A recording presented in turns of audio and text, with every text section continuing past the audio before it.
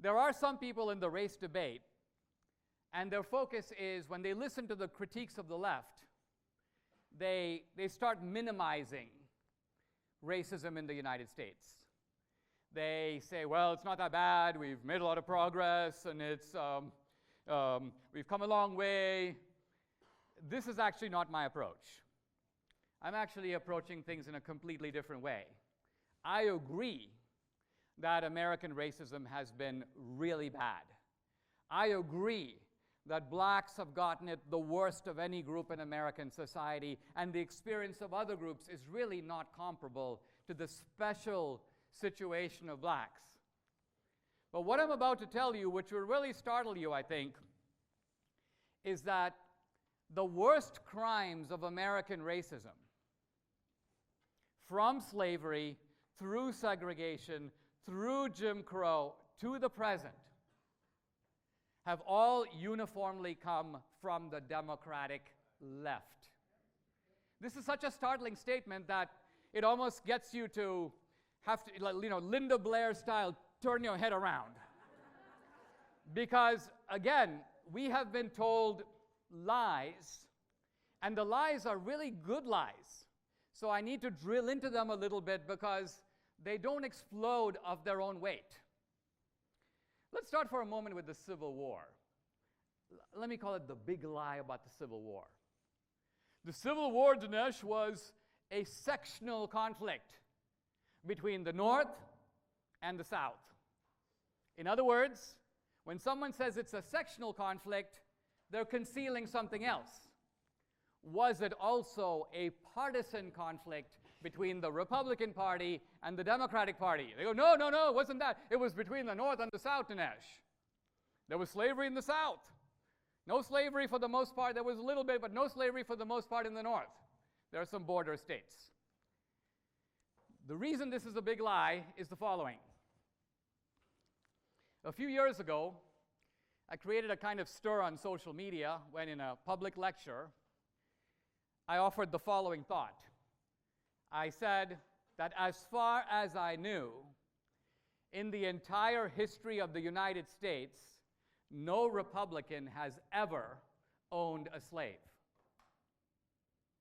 I mean, let that sink in for a minute. No Republican has ever owned a slave. Virtually all the slaves in the United States, there were 4 million of them in 1860. 4 million.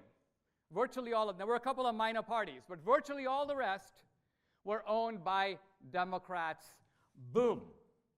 And I said, I challenge anybody to find a single textbook, a single public source that confirms this simple assertion.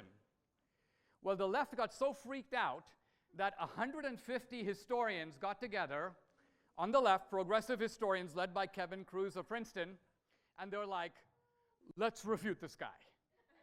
And they began to scour the records of slavery. Think about what they're doing. These are credentialed historians at the best universities in the country, and they're trying to find one Republican who owned a slave. And as it turns out, we got to be fair here, they came up at the end of this research project with about 8. With about 8. And I went through all the 8 cases, and all the 8 cases look the same. Here's what happens. You have border states like Maryland and Kentucky and Missouri, and those were slave states. But they were on the Union side in the war. And so what happened is, as the war was approaching, you had slave owners in those states who were basically trying to protect themselves. And so they exited the Democratic Party because the Republican Party was gaining strength. And remember, the Republican Party at that time was about the extension of slavery. Lincoln said he would not do anything to interfere with slavery where it already existed. So these guys were like, listen, if we become Republicans, we can still keep our slave property, at least for now. So you got about 8 guys, 8 Republicans, who owned slaves for about a 1-year period until the Civil War broke out into full hostilities.